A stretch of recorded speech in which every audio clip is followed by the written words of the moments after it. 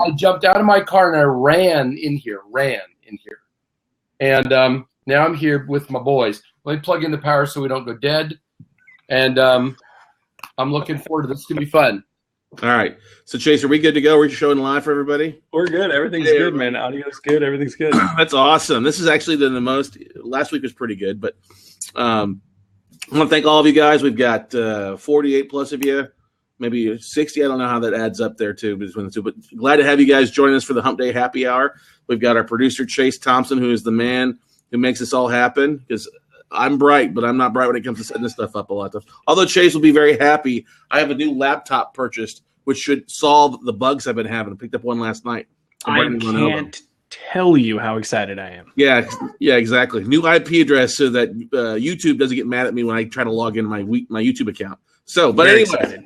Hey, we are excited here. Cheers, everybody. We got some nice Hump Day Happy Hour glasses. Got a little iced tea lemonade going for you, Mr. Young, because it's your favorite. Woo! And want to thank you. Thanks for taking time battling traffic jams in Portland, Oregon. As we were up there the other day, we could see how there could be some traffic jams in Portland, Oregon. So they say no, it's the top 5 for traffic in the city or in the country. Top 5.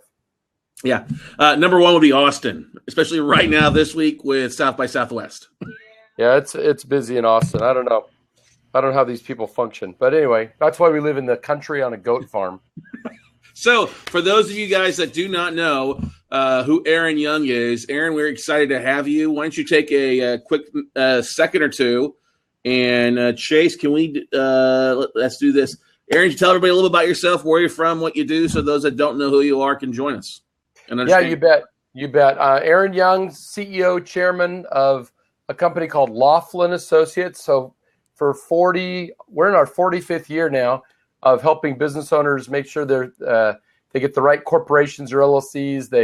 They follow all the rules so they stay out of trouble with lawsuits and audits and that sort of thing. And then we help them as they grow to make sure that they strategically use things so they can really protect their wealth, have great exit planning, estate planning. It sounds kind of dull. What it really means is I work with clients who are just getting started to help them get rich, help them protect their money, and help them have a wildly successful and interesting life. And then I've also created a program called the Unshackled Owner. Is that a freaking cool name? The Unshackled Owner. And it's basically, how do you build a real business that has real employees, that does real stuff, and be in a position where you don't have to be there babysitting the company every day. You can be there at work, and then you can go off and do other stuff you need to. Anyway, that's what I do. That's awesome, man. I know you've helped a lot of our investors, a lot of our students. We're clients. I think, Chase, you're a client as well on a Hump Day Happy Hour here. I'm just sharing a little tweet here so everybody can see the last 30 seconds online for you.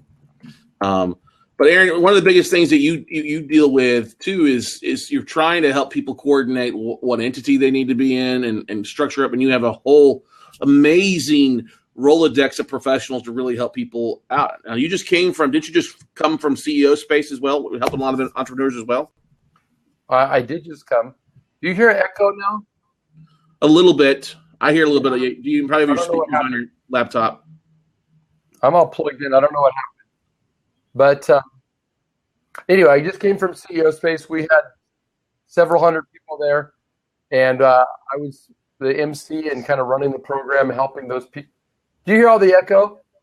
I hear a little bit. I hear a little bit of feedback, but you probably have your mic on your computer and your mic on your headset. That would probably help you there. I hear it on your side. There's a delay. Anyway, we've been helping business owners figure out how to get started, and then how to everything from marketing, sales, to how to raise money in equity markets, what's going on with crowdfunding. Just on and on. That's what CEO space is. And, of course, people were interested in capital. I'm sorry for the issues here on my side. Yeah, whatever you did, your audio is going in and out on it now. So, you know what I'm going to do? Why don't I log out and log back in? I'm sorry to do that to you, Scott. It's going to make me crazy if I do this the whole time. See, what you're doing right now is perfect. If you're getting the echo, we're not hearing the echo now. So. Well, I'm hearing the echo, but that's okay. I'll stay on and hear the echo. There we go. You just pull a JFK for us. Ask not. What? No. It's fabulous. So, let's do a little thing here. I always like to have a few prepared questions to surprise our guests on there, some different things. So, how long have you been the CEO at or owned Laughlin Associates? I've owned Laughlin for 15 years. I started my first company 34 years ago, and I've never had to apply for a job or have a resume. I've worked for myself for all those years building companies. And thinking back when you were getting started, who was probably your most influential influencer to you? And we've had people on talk about their father or a sports figure, things like that. Who is the big kind of driving force that you think really kind of instilled those entrepreneurial habits to you, or the entrepreneurial drive for you? That's an interesting question. My dad was the antithesis of an entrepreneur, right? He was a guy who worked for a trucking company as a salesman, but I think his dreams were bigger. And so what he did was he kind of pointed me in directions that would move me away from what he was doing. And so from that perspective, I think he was a tremendous influence.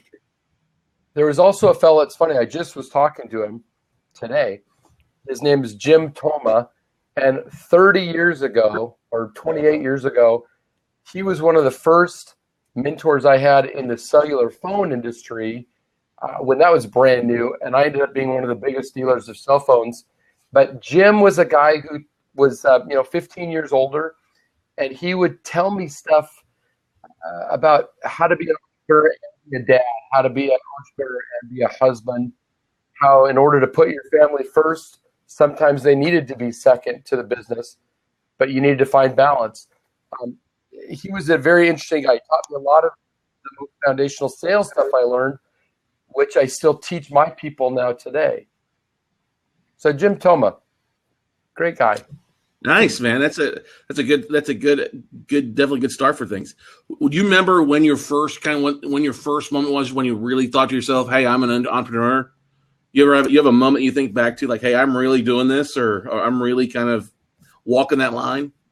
So I don't know that I knew the word entrepreneur because I didn't go to college, but it wasn't as popular word then.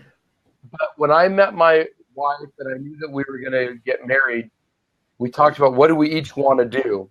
And we were just kids. I was 22. She was 19 when we got married. She said, my mom was always away at work. Her parents were divorced. She said, I really want to be a stay-at-home mom. And I said, I really want to be a business owner. At that point, I had my first business, which was a recycling company. We had 5,000 clients. We were making money. I said, I really want to do that. And I knew it could be a roller coaster, but that's what I want. So I don't know if I called it entrepreneur, but I think at 22, I was already convinced that was how I was going to spend my life. Nice. And Michelle, it's kind of nice you talk about Michelle.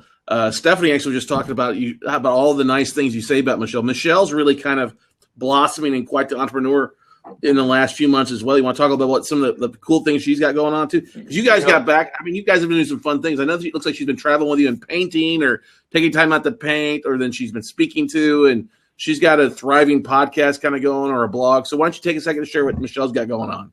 So Michelle went with me to on CEO Space a few years ago, and she was hanging out in a room painting. She's a watercolor painter.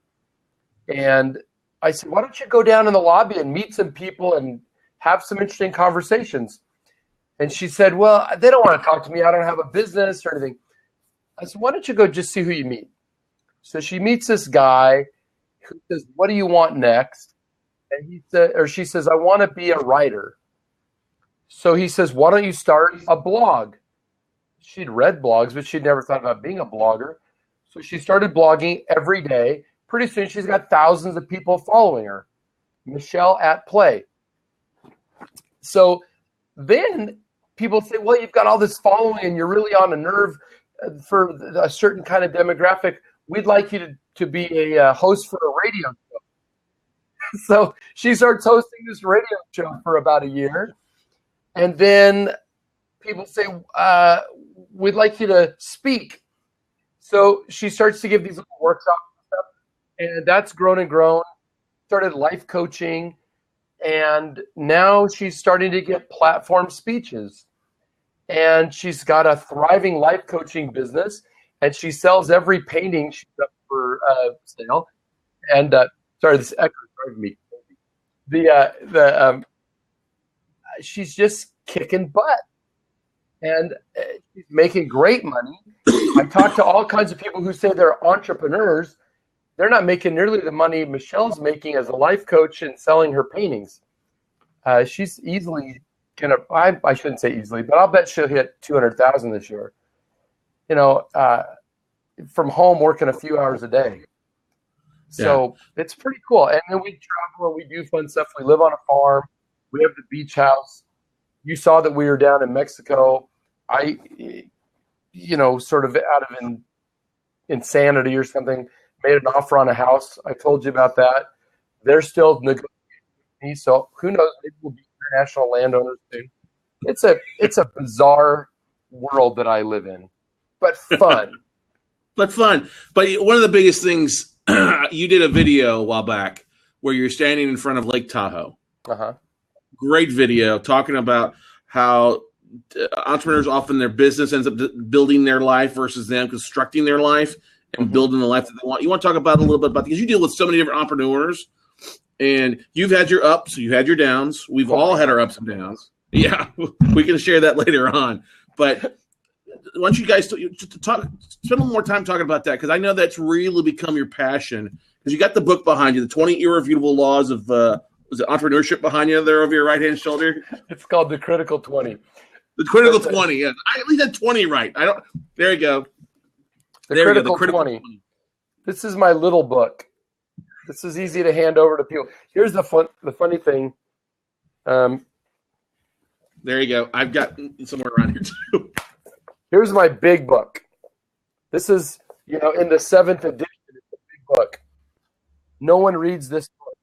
Here, it's called The Corporation Manual. Nobody reads this. Nobody cares. They read this little book and they read on the airplane. Okay, so, oh, nice, Chase. I love that. You know what? We've got, seriously, several thousand of these books out now, and people are contacting me from around, no kidding, around the world about that little book. Freaking amazing. Okay, but anyway, The Unshackled Book. The video at Lake Tahoe was my first little lob across the bow to see if anybody would care about the topic. And what's happened is this idea of building a company that is let me take a step back. Business owners feel trapped in their company, chained to their desk. They feel that if they move away, that something's going to go wrong. They're not going to make money. Somebody's going to steal from them. Nobody can do it as well as I can. And that's just a bunch of, can I just say, well, I'll say crap. That's crap. Yep. That's horseshit. Hang on. Hang on a second. I got something. It's bull. So, are you getting your sound effects ready?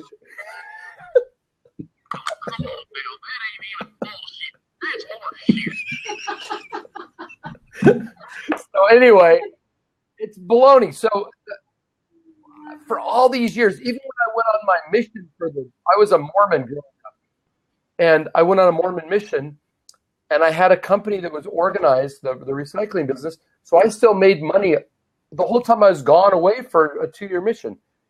Actually, it was 18 months that I was gone. We've done this over and over and over again. Laughlin, as you know, had to be without me for 14 months. And even with me being completely disconnected from the company for 14 months, I still made almost $1 million personal take home the year that I was gone because the business works without me having to babysit. And the message of that video that you referenced on Lake Tahoe was simply, there is a way, a process, there's a recipe that allows business owners to have an asset and not just a glorified job And that's what I was talking about. Yeah, I think that a lot of people get that way. I know we've gotten that way in some cases, and definitely looking to deconstruct all the stuff that the ball and chains that kind of follow entrepreneurs behind. It's the EMyth talks about a lot of how entrepreneurs often struggle with. They're really good at putting things together, but they get struck into the R&D and the customer service stuff versus doing what they're good about, going out and implementing ideas and coming up with ideas. And so we'll love that video. It's a great one. We'll make sure to find it and post on. Remember the EMyth? And this is one of the most recommended books by me to people that are interested in being an entrepreneur. The idea of the EMyth is why businesses fail. It isn't how to be an entrepreneur. It's why you're probably going to crash and burn as an entrepreneur. And it's full of wisdom in that little parable about the pie shop. I love that book because it identifies that most business owners are really just good technicians. They don't know how to run a company. They know how to do something that they can get paid for, and they do more and more and more of it, and they run, and for 4 days and more hours, they can make more money. But they never really have an asset that operates without their specific involvement. And that's what a my true think's asset. about. The true asset is being something that's going to make money whether you're there or not there. That's a true. Yeah, and that's Rich Dad Poor Dad. Mm-hmm. Totally. Which side of the cash flow quadrant are you on? Are you on the self-employed or the business owner? Exactly. So you got a lot of books there behind you. What's one book that you're reading right now? I just barely finished the book called Relentless. And it's about the difference between somebody who's kind of good at doing something and somebody who's world class. And this is by the guy who trained Michael Jordan, Kobe Bryant, all these different guys, these elite guys.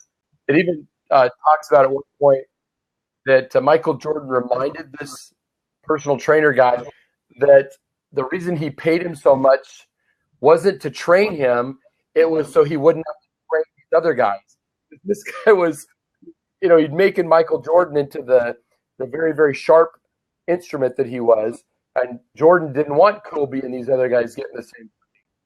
So he said, anyway, it was all about being relentless, being a closer, a guy that could be depended on in the clutch to do something that nobody else could do. And it's what great entrepreneurs are able to do. So Relentless is a terrific book. I recommend it to everybody. Great. It's a great book. Chase, what's the book that you're reading right now, bud?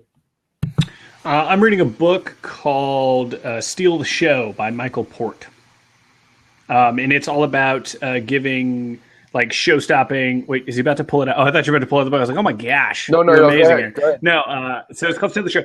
No, it's an amazing book about giving amazing presentations wherever that skill is called for. So, like, whether it's like a job interview or to get investors or truly giving a presentation or, whatever that is, it's just kind of about the principles and it's really a funny book because when you're reading it, you can identify really quickly if you're watching someone else who's giving one, like really quick little, I've done it a few times already, like where I get to go up and like, hey, really appreciate, that you were here and that you took the time and all this kind of stuff. But you might want to think about this. And so it's so practical that you can, like, the next day if someone's presenting to you, you can just go, hey, how about you just shift like this? And I bet it would bring a little bit more oomph or a little more power, or you could command the room a little better. And they're instantly just blown away with this value, right, that you've kind of given them. It's wonderful. It's a very good book. So what about you, Scott? What are you reading? I am reading Permission Marketing by Seth Godin. It's not brand new. It's been out since 99, 2000, but I hadn't read it before. Yeah. And Seth is one of my favorite authors. I actually started reading it last night. I actually took it home and started reading it a little bit last night and stuff, but I'm a big fan of Seth's stuff. So what it kind of talks about is most people are used to having their time interrupted by advertisers or people selling something. And this starts to talk about how it's better to offer clients or potential customers and things like that incentives to accept your advertising, asking for permission to kind of talk with them. So, can I ask a question about that? Yeah. If we're blabbing. So we were talking about the Unshackled Owner this morning on a marketing meeting, and one of the people suggested that we should do a webinar and get hundreds or thousands of people to come on like we're normally able to do.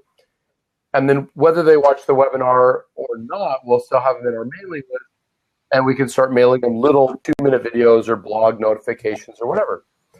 And I said, you know what I'd rather do is send a note back out to everybody and say, here's the link in case you missed the webinar.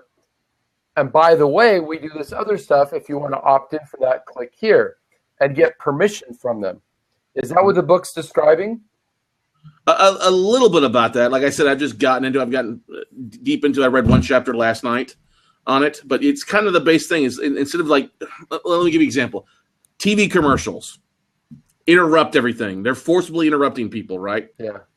They're going to take you out of it. But what has happened today is, though, most people, though, they like commercials because it gives them an opportunity to look at their other telephone or their other TV right here, right? The other smartphone. Was that BlackBerry? I thought that was a BlackBerry. No, that's a new Samsung, isn't it? It's a Galaxy. Oh, okay. The Galaxy. Oh, okay. Yeah. I was concerned. I didn't see the bottom half. I just Galaxy far away. Go ahead. It wasn't about me being an Apple guy. It was about me concerned that you were What do you call me? a BlackBerry guy. Do I look like a politician? No. Hey! I just read an article the other day that the newest status symbol amongst incredibly, well-to-do people is actually a flip phone, because I'm so above it all. By the way, sometimes I do miss my little LG flip phone back in. Remember that? And to piggyback on what Scott just said, it's actually it talks about the dichotomy between permission marketing and that interruption marketing, and it's why different platforms like this or Snapchat are going to catapult, because I'm choosing to be here, right? Like the people watching this are choosing to consume this on Snapchat. When you used to have to hold your finger on to watch it, now you don't have to do that anymore, but you're still choosing to take that action. And so that's that attention and that cognitive choice and those types of things are what really kind of give it to. I love the idea of sending the replay along with like a, hey, opt in. No one I know does that. They just strip the email and then send, so I think that's phenomenal. I think that's I think your response rate will then be better. Or if in the interim, you just say, hey, by the way, if you opt in here, we're also going to send you some really great stuff alongside this. Just letting them know and getting that permission up front, I think, is what's really is important. I've totally interrupted Scott and him talking about his book. Okay, well, let me just say this. That idea of permission or of doing it differently is what has made Laughlin Associates so successful, because the industry that we're in makes a lot of promises about no taxes and all this kind of stuff.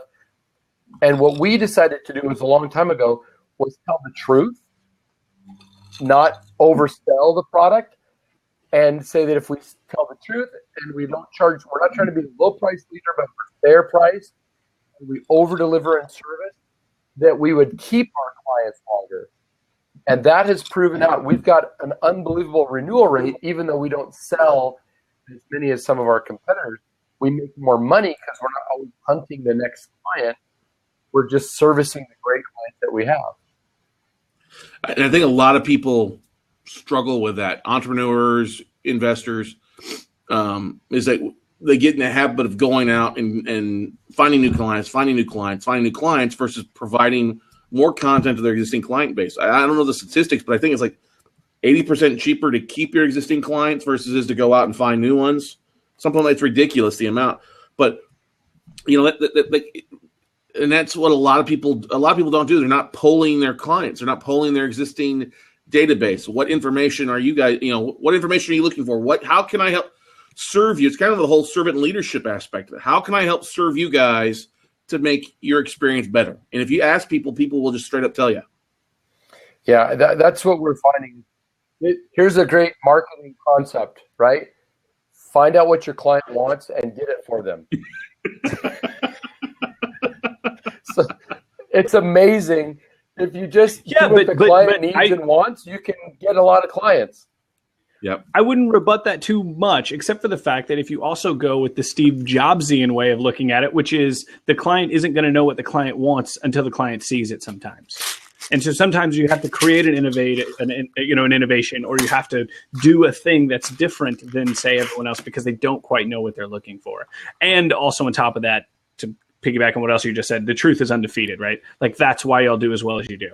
Like, the truth is just undefeated. If you're telling that, like, it's eventually going to win out no matter what you do. I think so. I'm a big believer in that. I agree. I think we'll be like Steve Jobs and do whatever we want. Have a whole bunch of companies fail and make a lot of bad stuff, and then finally get in the groove of making something awesome. I think. Yes, but to the point though, I've seen you with like a MacBook. You didn't know you needed that. Like, you were like, I'm just saying in general, not everybody is going to have the self-awareness or the wherewithal to say, oh, I need this thing, until it might be shown to them. That is true. But you're true about that. But I'm so many people, so many entrepreneurs or gurus have been told, because I was talking with a couple of speakers the other day about their business, and they're struggling, they're not producing, they're having a hard time making money. And so instead of doing their own thing, they're going to work for somebody. And I'm like, dude, why don't you do your own thing? You're smart. You've been doing it long enough. And his biggest problem, one guy I was talking about, and Chase, you and I know the guy, he tries to make $1 or a dime off of everything. He doesn't give anything. I can't give you my notes to that. No, that's worth something. I got to charge you for that. And I'm like, anybody can go out and Google that shit and find it for free. So you're really hurting yourself because you come from a scarcity mentality versus an abundance mentality, and one of the great things that Steve Jobs did is he also bought the company that handled the little dial episode on the iPod so nobody else could have it, which revolutionized the iPod. But the whole point is, I don't know where I'm getting at with it. Steve Jobs. I just had to throw that in there from watching Steve Jobs the other night. But you have to be giving of your time. I mean, yes, you will have time vampires, but a lot of time is the stuff that you're going to be talking about, communicating, is maybe creating a way that's evergreen, or filming it in a video, or providing it so those people that are looking for those answers can go get it as the way to really kind of learn about you. It's this permission marketing. It's out there. I give you permission to learn what I've talked about here without trying to make any money off you. I just want to provide content to you so that you're a more educated client. And we all know more educated clients are quality clients who will actually spend more, do more with you. Yeah, you build a lot of credibility with people. You build a relationship. We've all heard that people do business with those that they know, like, and trust. And so it makes perfect sense that if you are giving a lot, then you're gonna have people that come back and say, "Well, what else have you got?" Or you've invested in so much in me, I'd rather buy from you than your competitor. There's a lot of technique around that, but I think the best technique is to be honest and authentic, and not trying to take a good characteristic and leverage it or twist it. And that's, Scott, really, that's why people love working with you, because you're constantly giving. You teach really, really good stuff. I know Chase and I have both been able to learn from you as well as be involved in helping in other ways. But I was amazed from the very beginning, the first time I met you, how it was all about give. And then the right client would manifest, and they'd hire you, maybe a high-end program. But in the meantime, you're going to help everybody that wants to learn. It's great. It's just a way to help things. I think it's the best way to do it. What's a kind of twist a little bit different here? What's a pet? You're always got a couple of different things going. What's one thing that you're working on right now that is something different than you've done in a while? Like, what's a new habit I'm trying to acquire, or what? You've got different. You had the book you were working on, and now I think you've got something else too. Don't you have a different podcast or different thing that you're kind of really diving into? I'm really doing a lot of stuff under Unshackled Owner. So we're going to have a new podcast. I'm actually going to start doing a blab. We've got the these little 2-minute videos we're producing that teach you little principles that help you be unshackled. And of course, Laughlin Associates is going to continue on. That's the golden eggs. But I have so many business owners that are in my well, it sounds horrible to say, but are kind of in orbit around me, people that are working with us in some way. It's driving me nuts that so many of them are in trouble or they're not reaching their full potential because they don't have a few basic skills. So I'm going to teach a bunch of that for free. And then if people want to come in to a real program, they can. But even if they aren't ready for that, I still want to help them get from now to the end of the year and be better off. So yeah, new podcast. The book will come out this year. It's mostly written, called The Unshackled Owner. I'm trying to eat more vanilla ice cream, less chocolate. And so keep my desk cleaner and be a nicer dad. Those are the things that I'm doing. I'm trying to keep my goats alive, my horses alive. I'm being a goofball now, but no. Because you are a goat farmer. You are a goat herder. Why did you share? Because I know it's a big passion about you. What you got going on there at the house? Me or Chase? You. What have I got going on at my house? Oh, I've got. There's only one goat herder on this whole call. I don't think he's concerned about any of the goats I am or am not herding, considering I am not herding any goats. I'm just going to put it out there. My desire is to perpetuate the value of goat farming for all those listening. Buy goats and buy them from me. We have. Then I'm going to be shackled to my goats. Then what am I going to do? Now I'm shackled to goats. Most of the year they just graze. It's easy. I have goats, both dairy goats and meat goats. Right now we have lots of babies on the ground because it's springtime.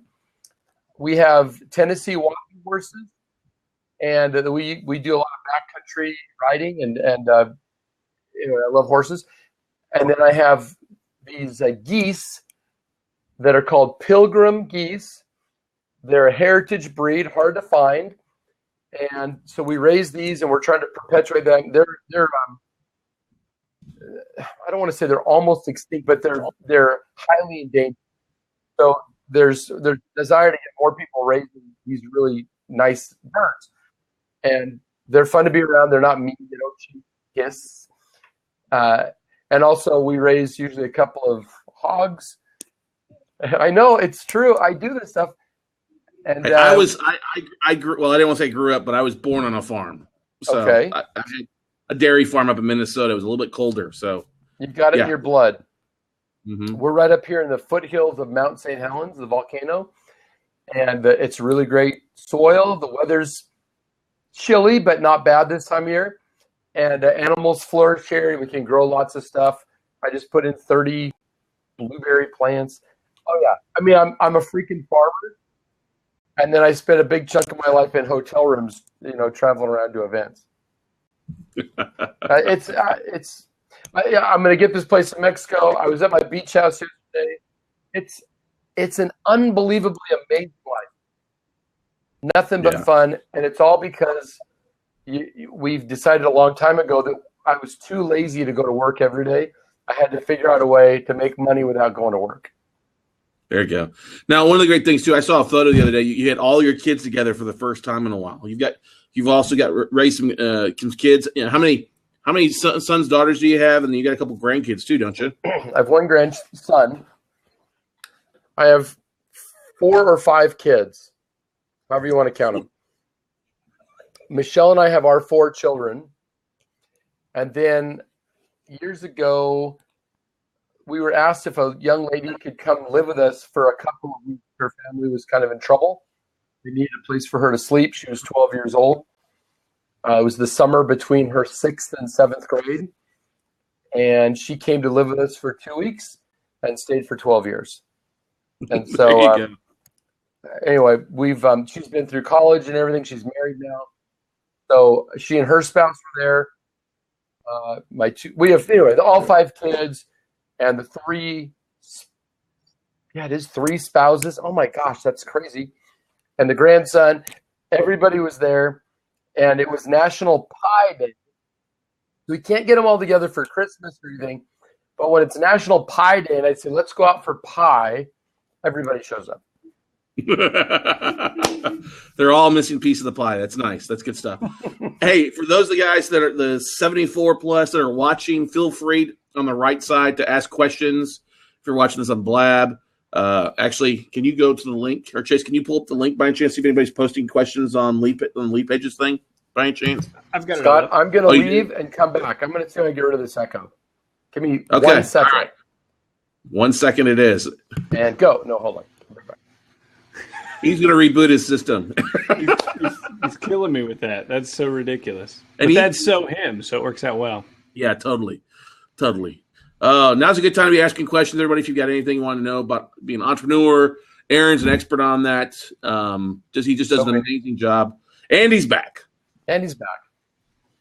Still a little echo, but not as out of control. It is out of control, totally. So, Aaron, you got an event coming up here in Reno in literally couple of weeks, 2 weeks that we'll be flying in for Saturday. That'll be fun. About that? Yeah, we're going to be doing a program that we call the Millionaire Secrets of Using a Corporation or LLC. You've experienced it once, right? Mm-hmm. We get a really wonderful group of people in. We have very good presenters that talk about.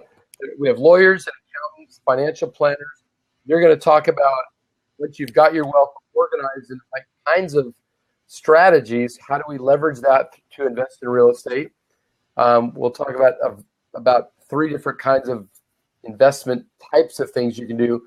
You're our real estate, god. Don't let that go to your head. But anyway, so we'll be there. We've been doing this event every year for, 20 years. And it sells out fast. I was asking in our marketing meeting this morning, I said, how many are sold? And we've actually sold 4 more tickets than our limit. However, we always know that people change up a little bit. So if people wanted to come and really learn how do you use the corporation LLC to get the most bang for your buck, the most protection, the most tax deduction, how do you use that thing, not passively, but very, very strategically for investment purposes, for estate planning purposes? How do you organize a business that can be an asset that can be sold someday? This is a great, a really outstanding program. And I'm going to ask you, because it seems very bad for me to ask this question, or for me to say the answer. What was your impression of the kind of people that showed up? What was there, 10 or 12 were existing mastermind students of ours, like Tim and Diane Dillon, Drew and Michelle Orgel, David Arcizo and his wife and son. It's a very high echelon. People are very serious about doing things. There was not a single door knocker there, tire kicker. We've made some good relationships with some of the people we met there initially and had good times. But, I've met Kevin Day before. We've heard him speak before, but it was nice actually being able to sit down and hear him speak versus being worried, okay, flying in, driving out, when am I speaking, when am I focused? That was nice to be just kind of as an attendee for the most part and speaking kind of as an afterthought. But it was, I would say it's probably been the most, and this is seriously, the most influential thing we've been to in probably 2-3 years. As far as it really, Steph and I are always kind of like, okay, what do we need to structure things? And like, oh shit, okay, we got a few things off. And because I came up to you in the hall, I'm like, he just made me feel really bad on how we're structured on things. And you're dude, like an onion. You peel it one piece at a time. You take care of it one thing at a time. Like, oh, that makes total sense. But everybody there had a great time. It's just a great networking aspect of it. People from all across the country, all doers. Yeah. Not talkers. Yeah, it was interesting. We have some people that are early stage, but I think it was 2 events ago, we had 3 people that we discovered in our private consultations with them, because it's anybody can meet with the lawyers or CPAs or any of the speakers for free to really blueprint where they are right now in their business and where they want to go. And it turned out we had 3 different people with a net worth over $100 million. Yeah. That's I don't care how much TV you've watched and heard about billions of dollars. If somebody is worth $100 million, that's like a baller. That's for real. Is that true? Yeah. I mean, geez Louise, that's real money. That's Real true. Yeah. I mean, there was some high net worth individuals there. And so it was fun to get with those people. It's fun to hear the questions they ask because they're not rudimentary questions. And so just by sitting in the audience, you're going to be learning a lot just by listening to what other people ask, who are people dealing with, hey, I've got this mall and we're only at 60% occupancy and we have this opportunity to do this other thing. I mean, these are significant, interesting questions. One of my favorites was getting a chance to meet and hung out with a couple times between now and then is Jason Cisneros. Oh, he's a blast. And hearing his stories talk about, diamonds in Africa and then helicopters in Croatia and getting kidnapped twice. And, he's become a good friend now. He was in for watching the Broncos win the AFC Championship. We took him to a late lunch and cracked him at some more things with him. But he's become a good friend as well, too. He's a great guy. We have a great crew. It's just a really awesome thing to see the people. Would you give me some water? My son just walked in and I was out of water. So thanks for doing that, pal. It's great to have excellent people around you all the time. Anyway, this is Blab, right? This is supposed to be looking behind the curtain. Exactly. Steph, can you get me some more ice, please? Oh, you're just going to flip me off. Okay, great. Awesome. Yeah. Leave me alone, buddy. Is Steph there? She is here. Come on over and say hi. I love Steph.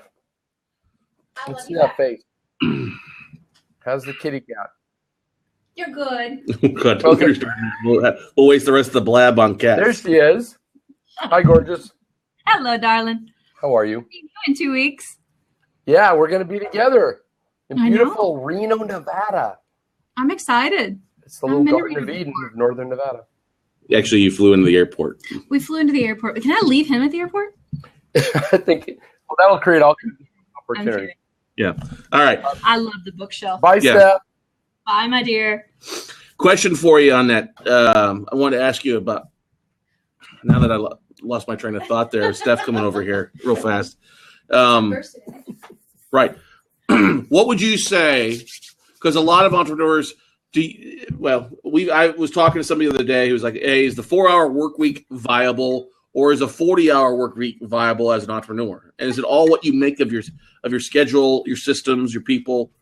You want to talk about the 40-hour work week versus a 4-hour work week and the myths that go along with those?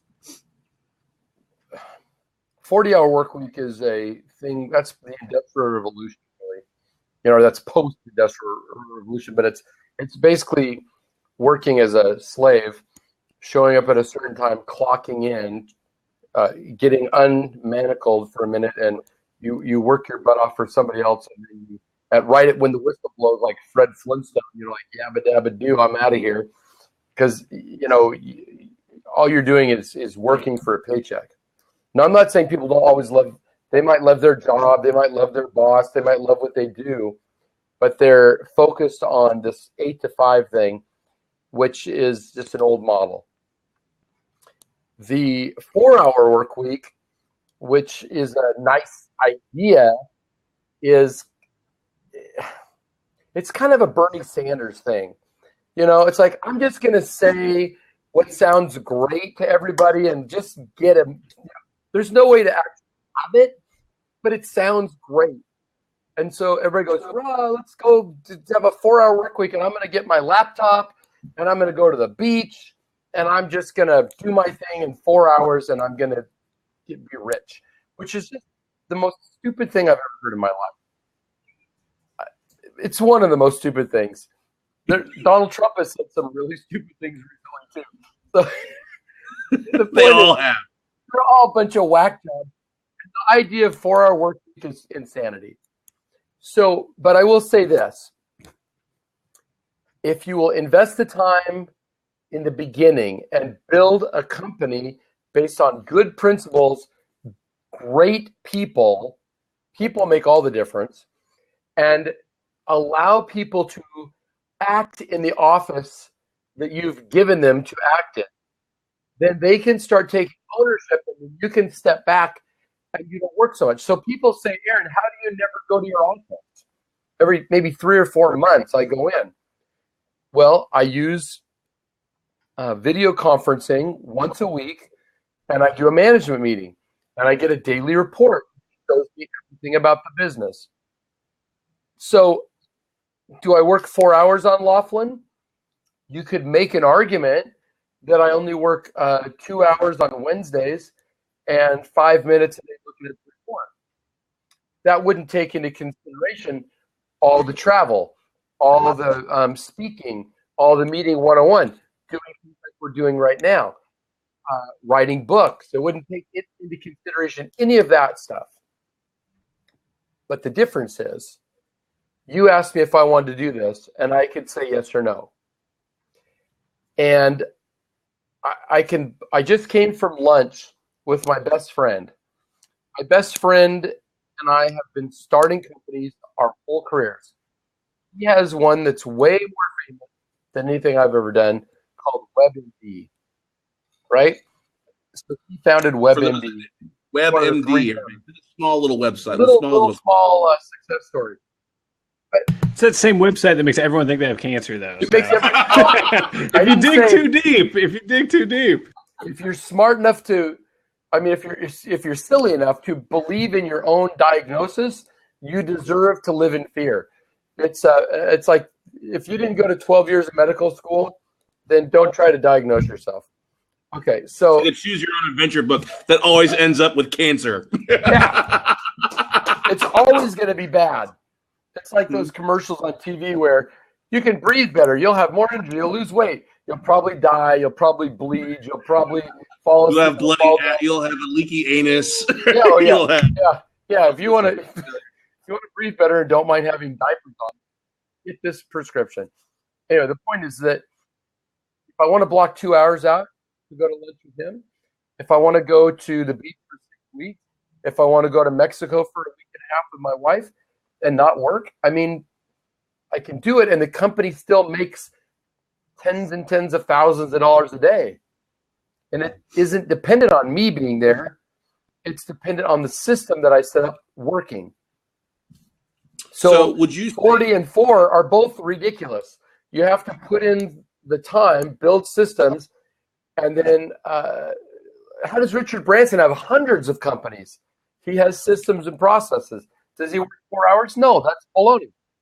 But you're not stuck with doing one thing. Mm-hmm. There's my answer. That's the truth. It's what was I going to say? What would you say has been the biggest mistake that because you've dealt with a lot of entrepreneurs from small mom and pops all the way up to WebMD and things like that. What would you say for new entrepreneurs?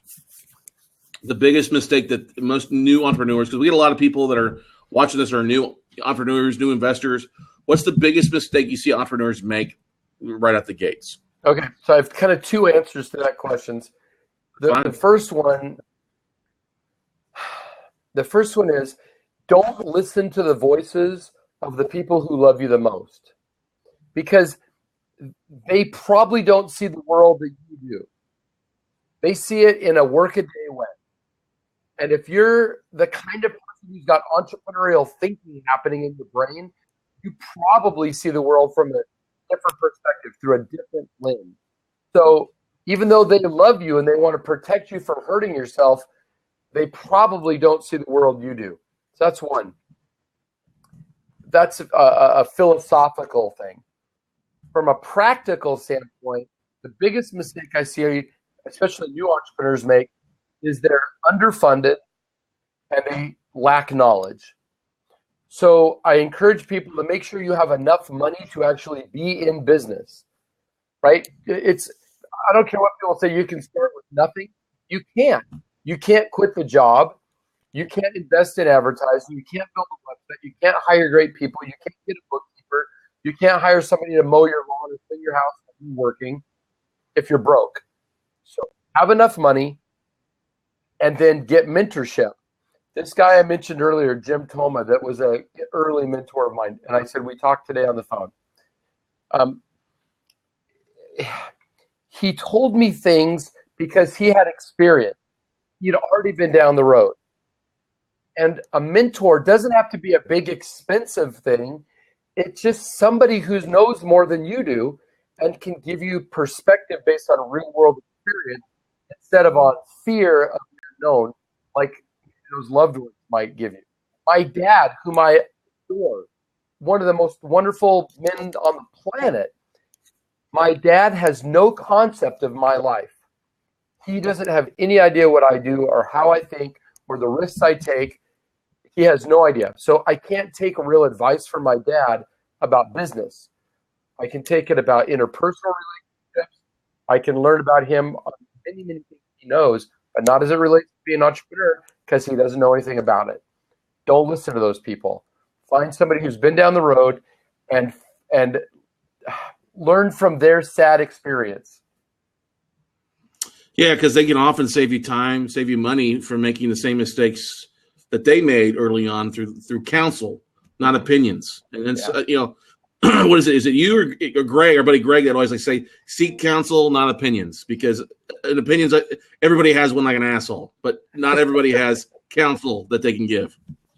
Counsel is based on real world experience. Mm-hmm. You sit in counsel with someone and you're sharing ideas. No one's telling you what to do. They're giving you context around a situation. And then you can make a good decision, hopefully, based on knowing all the facts around your particular situation. People's opinions are just lame. As a matter of fact, I pretty much don't even listen to opinions, which probably makes me an arrogant asshole. That's okay. It's all right. It's okay to be an asshole every once in a while. It's okay to be an asshole. I'm in good company, I think.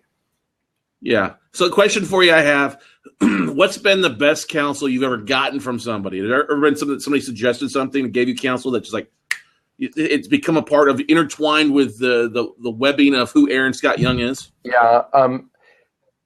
I wish it was somebody that I had a personal relationship with. It's someone that I went to hear speak multiple times, and I have several of his books up here. It was Stephen Covey. And Stephen Covey taught this. He said, seek first to understand and then to be understood.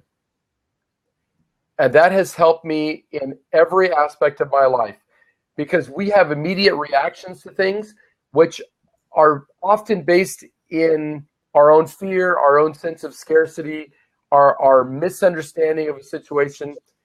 If there's a vacuum of information, we tend to fill it with negative stuff. So we create our own problems a lot. If we'll just stop and say, help me understand where you're coming from. If somebody you love, your spouse or a friend, and if it's an employee, if it's a vendor, if it's a partner, and they're doing something that's bugging you, the thing I've learned is most people aren't trying to be jerks. Most people don't want to be miserable. Most people don't want to fight, but we create fights because of misunderstandings. But when we seek first to understand and then to be understood, we have a tendency to have happier relationships. I totally agree, especially when you're dealing with friends and family or clients or customers. You always want – I was on the phone. Somebody called me today. I think Time Warner guy called me today. Had a special on their high-speed internet access they have. And I'm like, okay, what's so special about it? I was like, I've got great success. Why do I need to upgrade just for the special that's $50 more per month for me when I'm not using what I'm doing? I'm like, dude, you're in sales. And I literally – it was like a scene out of Boiler Room. You remember the scene in the Boiler Room where the guy from the newspaper company's calling, the main character in Boiler Room is trying to pitch him on the New York Times. And the guy's like, dude, that's a horrible sales pitch. If you're going to pitch me. Why should it be that? I was like, instead of me just say, I'm not interested in hanging up on the guy because I was like, hang on a second. Listen to me what I'm telling you. I don't need it.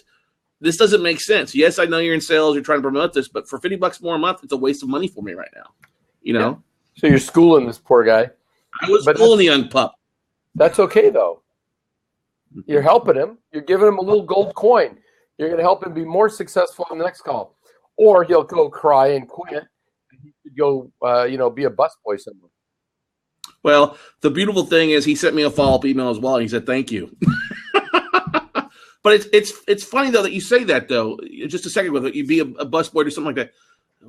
That's the thing a lot about so many people today. People don't have the work ethic. They think all the magic is going to come from a book or listening to a podcast or taking the time to post motivational images on Facebook when they don't do any work behind it. Yeah. If you're an entrepreneur, you're going to be working harder and longer and more dedicated than those that don't, because that's where you want to get to. And I'm amazed at the amount of people that just give up or there's somebody, you give them an option and they just don't do anything with it. You know what I mean? Do you ever run into that sometimes too, Aaron? Oh, all the time. The reason that people succeed is not an accident. It's like there was an old country singer. His name's Freddie Fender, and he had some big hits in the early 80s, late 70s. And he was interviewed, and they asked him about his overnight, what was the secret to this overnight success? He said, playing in every honky-tonk and juke joint for the last 20 years. Every night I'm playing in some bar. So the overnight success comes from putting in time and learning how to do it smarter. I just heard an interview with Billy Joel. He's got a radio station on Sirius XM, which I think ends tomorrow, actually. It's been a great thing. All these interviews. And he said, I tell the musicians that want to make it big in the business, work, perform, take every opportunity, do everything you can to get better and better and better and learn the business. Too many people think if they buy a program that we're going to sprinkle like pixie dust on their head and they're going to get rich. All we're doing, if you come to my Unshackled Owner program, or you come to the live event, or you come to a Scott Carson event, if you do any of or Tony Robbins or anybody else, all you're going to do is learn something. You have to apply it every single day. You got to get up every day and take a little baby step into the darkness of what you don't know how to do. And you think maybe people will make fun of me, or maybe I'll fall down and look stupid. But if you don't do that, just get used to being poor. Just get used to it. Because every single person I've ever met that's wealthy and successful, if you ask them, what's your great fear? They're going to say, somebody's going to figure out that I don't know what I'm doing. I'm just, every day I get up and try. Right? Isn't that true, guys? It's so true, man. It is so true. Chase, that's one of the biggest things I think that you guys have done so well with you and Robbie with the Note MBA podcast. You're now on what, week 63, 62, 64? 68. 68. Wow. 68. Yeah. Month up. Yeah. That's awesome, dude. Yeah. We got to do a big celebration for 100 episodes. Okay? You got to start telling me now. 68 would be 32 weeks from now. Figure out when it was. We got to throw a 100 episode party. All right, like it was Seinfeld. Okay, do it up. Yeah, do it up for do sure. It big. But you guys you've consistently done a show every month or every week, every Tuesday. I know you guys are on the phone, no matter what part of the country Robbie's in or where you're at. Maybe it's Monday sometimes, but you guys have consistently do a show. It would be interesting to see how many podcasts have come and gone in the 68 weeks, because so many people, that's the kind of the hot thing to do. I want to do a podcast. I mean, I was just at Traffic and Conversion with Digital Marketer in San Diego, and the room was packed. By the way, did we ever get the recordings from that? All right. Okay, good. But that's what Steph is here. Steph is like, hey, idea comes in head, throw it on Steph, and Steph gets it done. But how many people have failed? I can tell you, I look back at my classes, because we're reviewing numbers here for our virtual workshops, how many people have gone through those or been to a workshop and then going back forth and seeing, okay, who's actually made phone calls to banks? Who's bought an asset? Who's made an offer? You know? And I would say it's less than 5% out there for any type of success. It's just that 5% of people actually have a freaking work ethic. Or they think somebody else is just smarter than them or has more courage than them. Well, maybe they do have more courage than them. But I'm going to be 52 in April. And I'm getting to a place in my life where I don't really care how much I fall down anymore, because life is short and somebody's going to go do the cool stuff. So why shouldn't it be me? Right? Why shouldn't it be me? So I'm just going to do it. And so people that come to events and they're just chronic, seminar junkies, it's nice. They like to be in the ear of the people who are doers. And God bless them and let them come. And if it helps them maybe someday have the courage to do it, then that's great. But I like to be surrounded by people who are taking action. That's something that Scott, you and Chase and Steph and Robbie, that whole part of the crew, some of the people that you've introduced who've shown up at our events, the only reason they're coming is because they're moving. They're not sitting on their thumbs waiting for that perfect deal to fall in their lap. You know, and you don't know how many people, because of your great example, I've pointed people at Scott Carson and his events going, if you really want to learn what to do with some money, go talk to Scott. It's not because I don't know a lot of other people who do real estate stuff or investment stuff. It's because you're a freaking doer. You go and do stuff. And you're a constant inspiration to me. Even though I've been doing all this stuff for all these years, I watch you, and I think Scott is a great example of let's just get out and freaking doing something and make some money. And then you get a great life. And then I show up in town with you, and let's go to a football game. Let's go to a baseball game. Let's go to a show. It's an abundant life and not a life of quiet desperation, which is what as we know, most men live lives of quiet desperation. Anyway. Yeah, that's the truth. That's the truth. I mean, it's just taking action, doing it and doing it and doing it over. You will build the success from doing it. Nobody's ever good at riding a bike right off the bat. Nope. Nobody was ever good at kissing their wife the first time or kissing the girlfriend the right time. She kissed me, and I'll tell you what, it was pretty freaking good. She was way better than she should have been. It caused alarm. I think she's had way more practice. Whatever brought her to that moment was worthwhile. Was worthwhile.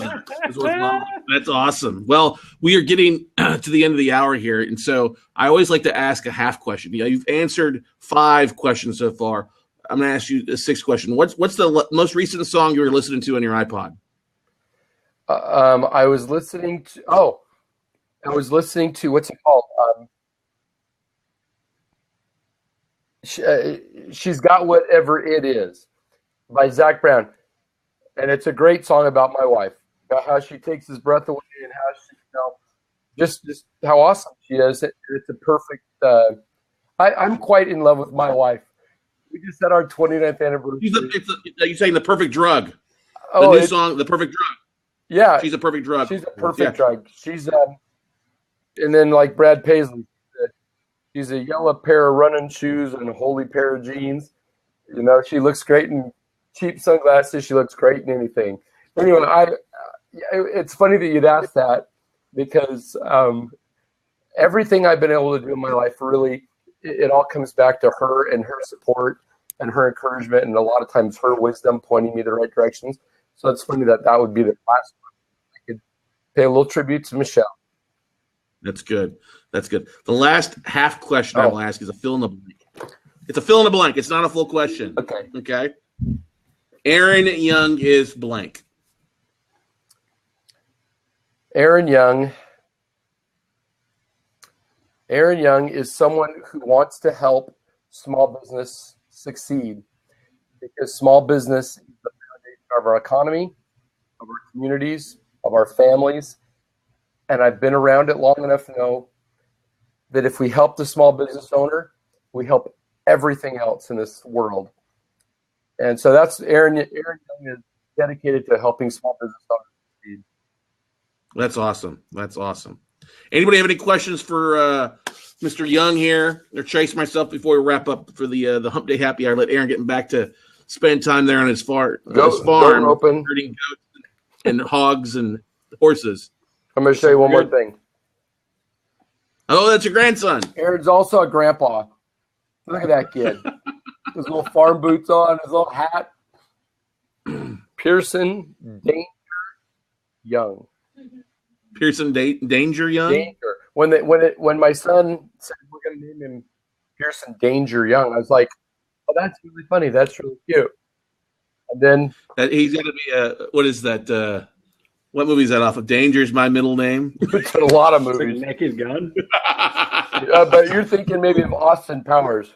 I think Austin Powers. That's my middle name. Cool. Well, hey, Aaron, thanks for taking time out of your busy schedule. Make sure you give love to Michelle and everybody there at the house, and look forward to seeing you 2 weeks in Reno there at the secrets, the millionaire secrets of using an LLC or corporation. Correct? That's right, man. And thanks for always including me. This was fun. Chase, I love watching you over there. I want to do a blab, and I've got a feeling that I'm going to be hitting Chase up for some help on that one. Hey, we couldn't do it without Chase. Chase is an amazing aspect and a rock star with everything that he touches. So, all right, everybody. Well, hey, thanks for taking time out of your busy Wednesday afternoon. Hopefully your hump day is off to a better start or wrap it up with a great start. And we will see you guys next Wednesday, same time, same place. Have a great week, and we'll see you guys all at the top. Take care, everybody. Bye-bye. Thanks, Aaron. Thanks, Chase.